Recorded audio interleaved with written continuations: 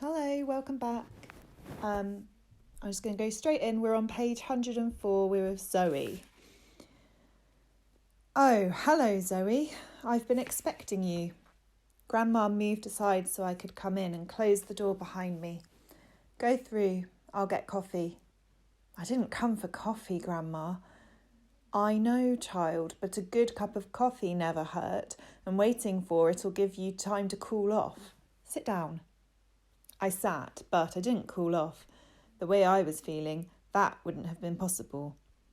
I gazed out the window, seeing nothing, picking at the knee of my jeans. Grandma brought in the coffee, poured, and sat down. They told you then? Only because they had to. I came home early, caught them selling the place. Otherwise, they'd probably have told me on the way to the airport. I don't think that's quite fair, dear. Fair? I looked at her. What's fair got to do with it, Grandma? Do you think it's fair to take someone away from everything they've ever known without even talking to them about it first? She shook her head.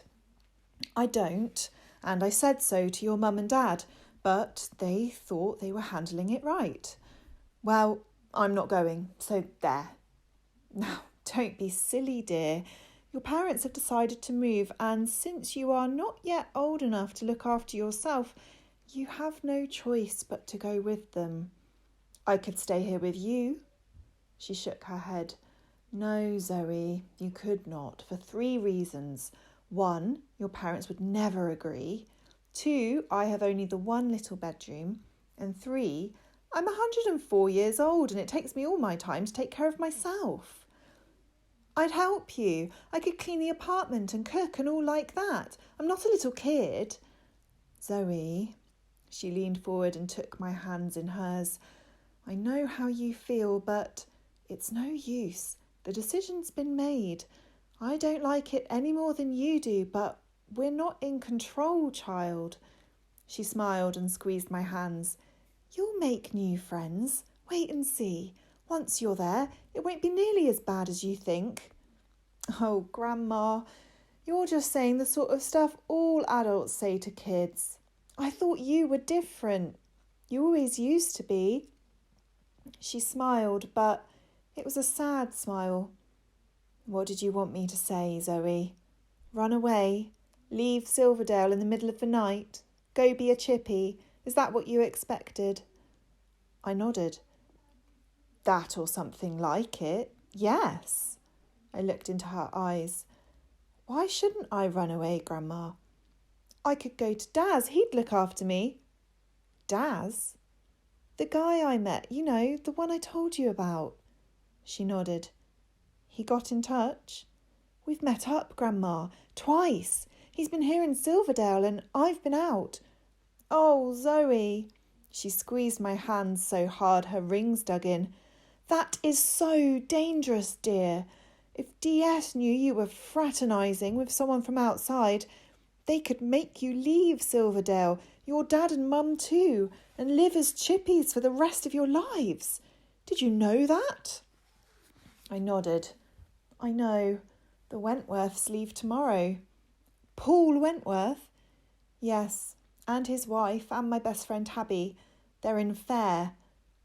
How come you know about this, Zoe? Tabby told me. Ah. Huh. Well, that's a pity. Just when we... She let go of my hand and sat back. I can see now why you're so upset, you poor thing. First your best friend, then your home, and all in a day too. And Daz, of course. She didn't say anything after that. She folded her knotty, thin hands in her lap and sat looking at them. I drank my coffee, watching her over the rim of the cup. Maybe I wouldn't have to move to Peacehaven after all. It was nothing like that.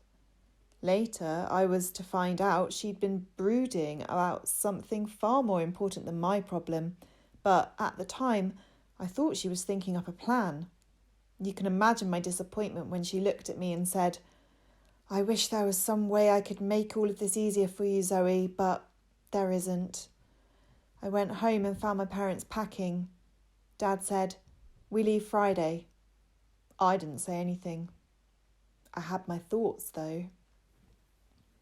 Okay, and we're on Daz now. Monday, I woke up early. You sleep all cold night on cracked stones, you wake up early too. My head banging, plus I feel pukey. But I remember I got something to do. First, gotta get a gun. Easy. Dred got most of the guns, but I know where is one. Ardell put one gun under the floor at home. After they topped him sometimes when our mum out, I took it out. Look at it. Think someday I kill one subby with this for Ardell. This gun belonged to Dred, but our mum don't know it's there, and it never turned it in. Ironic, innit? Me keeping this gun to kill one subby, now I'm going to use it to save 3. Next thing, where this guy going to ambush them subbies? Not near Silverdale for sure. Start shooting near Silverdale, fans come shoot you. Most kick-out subbies head for town, look for old house to live in. So, this ambush, probably somewhere between Silverdale and town. Gotta get myself hid tonight, follow the guy. I hope he's only got 4 mates. Ardell gun got 5 bullets. I clean up, get my head down to be fresh for the job. Where you going, says our mam, when I'm leaving around 9. Nowhere, mam, I says. No use her worrying. I can worry enough for 2.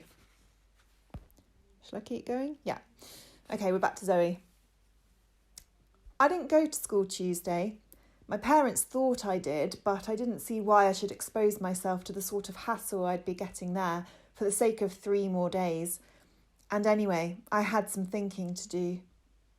First, I thought I'd go round to Tabby's, maybe see her one more time, but I decided the Wentworths would have enough to do without me hanging around. Plus, I didn't know if I could stand another of those goodbyes. So I went to the park and sat on a bench by the pond where there are ducks, but very few people this time of year. I'd been awake most of the night trying to decide what to do. I tried to image what it'd be like to be 100 miles away from Daz, knowing for certain we were never going to meet again and not even able to communicate through notes. I couldn't do it. I thought about Tabby and I thought about Grandma. Mum had told me she and Dad had offered to take Grandma to Peacehaven too, but she refused, saying she liked her own place, that her life was in Silverdale. I've always loved Grandma, and the thought of being away up there in Peacehaven without her to talk to was more than I could bear. So, with dawn in my window, I decided that whatever happened, I would not go to Peacehaven, and with that, I fell asleep. It's easy to make brave vows when you're tucked up snug in bed. There, dream and reality get mixed up even if you're awake. In the grey light of morning, huddled in my coat under that steely cold sky, it seemed a lot harder. I was still determined to do it, but now I was having to face up to the difficulties, and there were many. First, I had to get out of Silverdale. That may not sound so hard, but I don't drive and they don't let you walk out. There was the tunnel, of course, but I didn't dare contemplate using that when DS might be watching. There'd be no point getting away and then being killed by Dred for betraying their route into the suburb. Then, if I did get out, how would I live? There was no work out there, and I was too young to qualify for the government food stamps and clothing vouchers most chippies exist on. I'd be relying on Daz. But what if he couldn't help? I was beginning to realise I knew nothing about his circumstances, except he had a mother and they lived in the highest apartment block in Roehampton. Would Daz's mother be prepared to feed me? Would she be able to? And anyway, why should she? And then there's Mum and Dad. Okay, so they haven't been all that supportive toward me lately, but they're my parents and I love them. Once I go through that wire, I've lost them forever. With me outside, it won't matter whether they're here in Silverdale or 100 miles away in Peacehaven. I'll never see them again. And that goes for Grandma too, of course. If I run away, I'll be leaving her far more finally than if I went with Mum and Dad. Flights and freeways link all suburbs no matter how remote, but Nothing spans the yawning chasm that lies between Visaville and Shippyland. After a while, I got chilled sitting on the bench, and some little kids came to feed the ducks, so I got up and went off to try and find out where the trash trucks work on Wednesdays. Right, I'll read these last 2 pages for Daz and that'll be it. I head north, out past where the tunnel is to where the buildings thin out and all fall down. No one lives here. 2 near Silverdale. 2 near Law and Orders, but good place for ambush. Kick-out subbies mostly come here first, spend the night. I get down behind a bit of wall. Dell, gun handy. Wait. For a long time, nothing. I start thinking, maybe I got the wrong place. Plus I'm dead cold. Then I hear some little thing like someone kick a stone. I look out and I see 2 guys coming like moving shadows. Except shadows don't have rifles, right? They creep right by me. I look to see others come, but no one else. I'm glad there's only 2.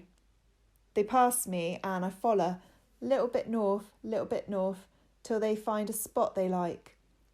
They all the time talking, so don't hear me. They hide in 2 ruins, one this side the street, one the other, but talking across like on a picnic or something. I think if Cal's seen 'em, he'd laugh or maybe shoot 'em in the mouth. I get behind the one what done me over. I never fired a gun, but couldn't miss from here. We settle down, wait for morning. Long time. I seen 1 rat and 1 thin dog, plus I hear a lot of rabbit, which it comes with the guy's mouth. I hear a lot of rabbit, which it comes from the guy's mouth. I think that means he's talking rabbit. I'm not sure. I'm frozen. Glad when I seen it start to come light. Gotta be careful now though, or someone spot me. Waiting. Sun up now, but no warmth in it. No subbies neither. I get impatient. Think my wait for subbies? Only 2 of them. Shoot 'em now, get it done with. Both guys are worried now, talking across the street. Where are they? Why they not come? Looking north. Never look behind. I pick up Dell gum. My fingers feel stiff with cold. Plus I got the shakes, especially my hand. I never killed a guy before. I lift the gun, breathe in, hold my breath, concentrate. Think how this guy kneel on my back while Mick ran my face in the muck. No shakes now. Squeeze. Bang! Dell gun jumps. The guy's face hits the wall in front of him, noise like splitting apple, and he slides down, leaving blood on the bricks. No sound, just sliding down and this little hole like belly button in his back. When I fire, this other guy yell out, Pete! Hey Pete, what you shooting at? I duck down, say nothing. Pete, say nothing too. First time in his life probably. The guy yelled out again, Pete, hey Pete! I stay hid. After a minute, stones rattle and footsteps running. I look out, see the guy running south like the clappers. Nothing more to tell. I touch Pete with my foot. He won't kneel on no one else's back. I walk it across the street, look north, no subbies. Maybe they didn't get kicked out after all. Maybe old Pete got it wrong. Bet he thinks so. I go south, home for breakfast. Where you been out, Daz? Says Mum. Nowhere, Mum, I says. That's just where you said you was going, she says. She's dry, Ma'am. Dry as in she's funny. Okay, I'll stop there for now. See ya.